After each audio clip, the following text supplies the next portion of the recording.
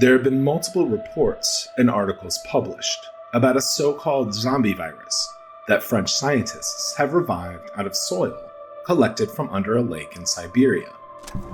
The soil has been frozen in ice for tens of thousands of years.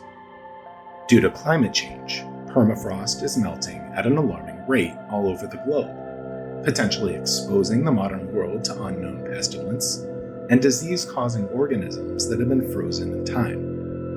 These reports have caused a major panic on social platforms such as TikTok, with people thinking it could potentially lead to a zombie apocalypse.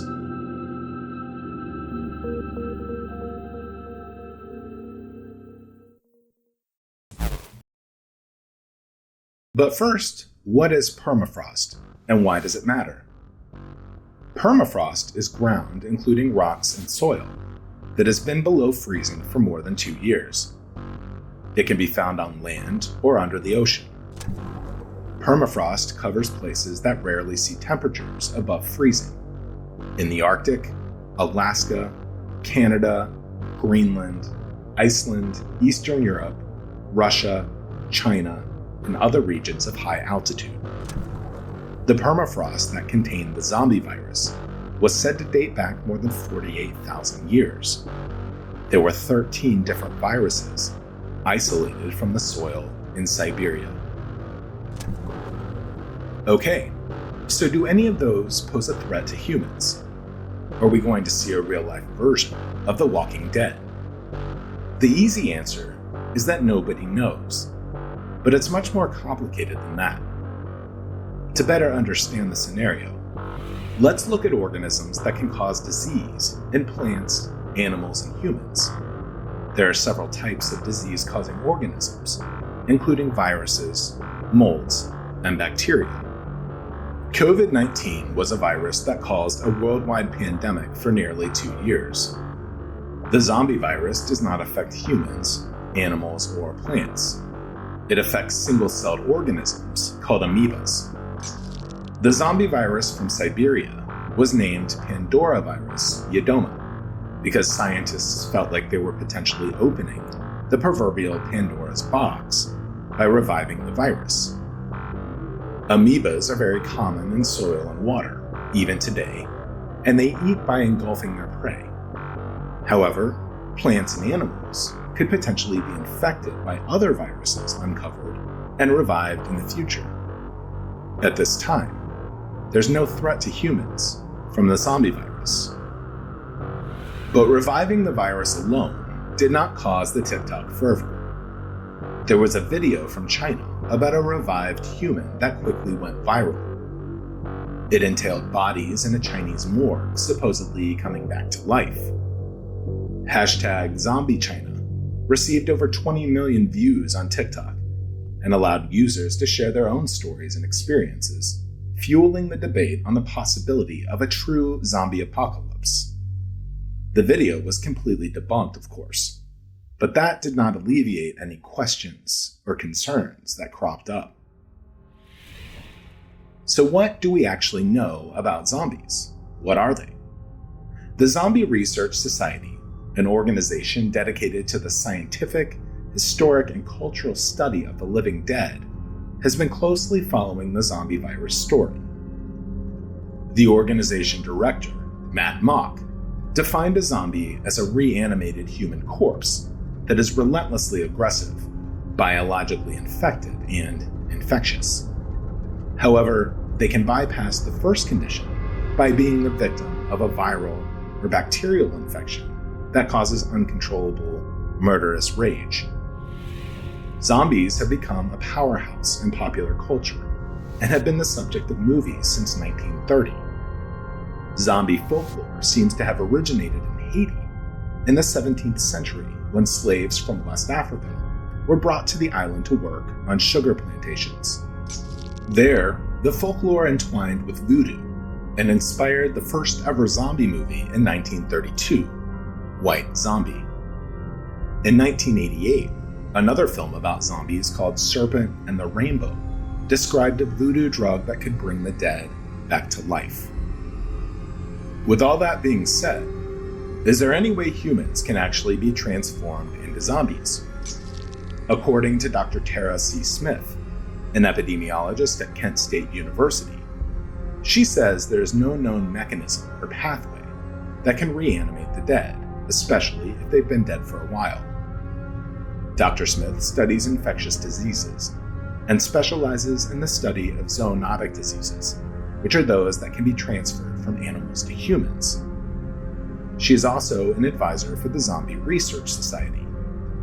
And while there is no way we know of that the dead can be brought back to life, the possibility does exist for an infection to hijack the brain and cause uncontrollable anger. In fact, it happens in the animal kingdom. The best known infection that causes rage in animals is rabies. Rabies mainly affects dogs, wolves, and raccoons. The disease can spread to humans, but the humans usually die before they become rabid. Rabies attacks the central nervous system.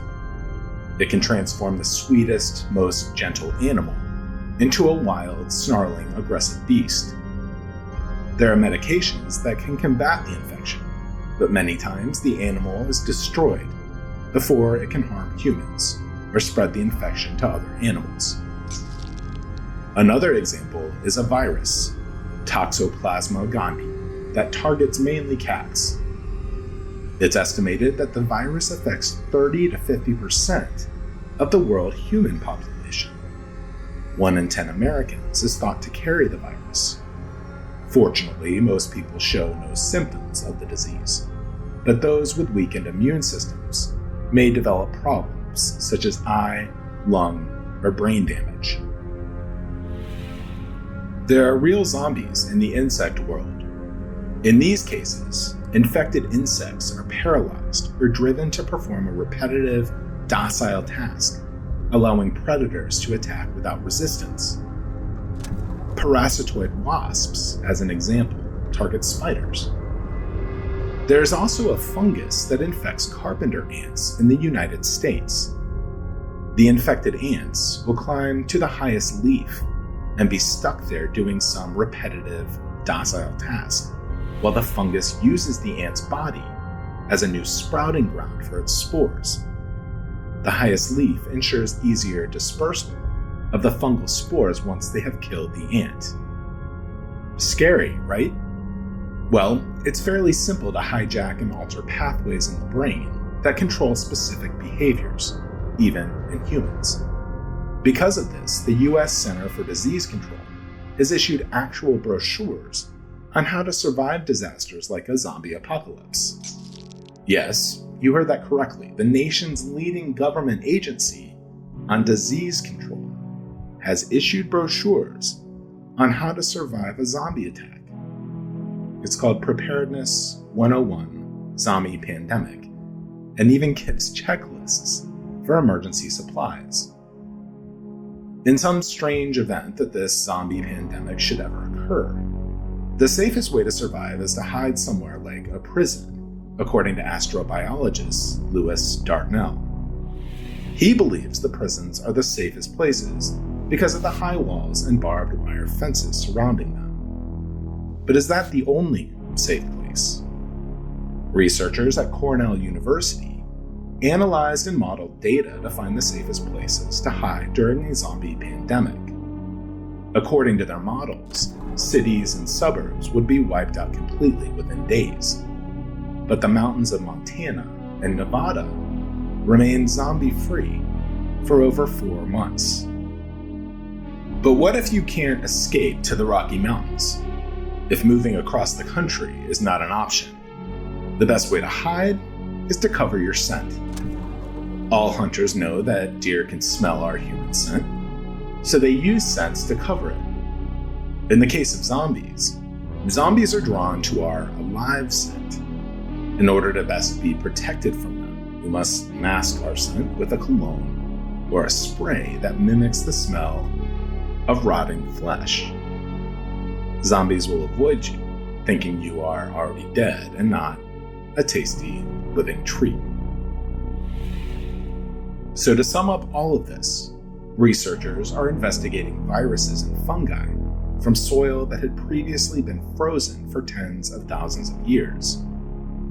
We don't know what kind of pestilence could potentially come from this soil in the form of revived microorganisms. The zombie virus only attacks amoeba, so humans and plants and animals seem to have dodged a bullet, at least this time. But what about viruses and spores from other places besides Siberia?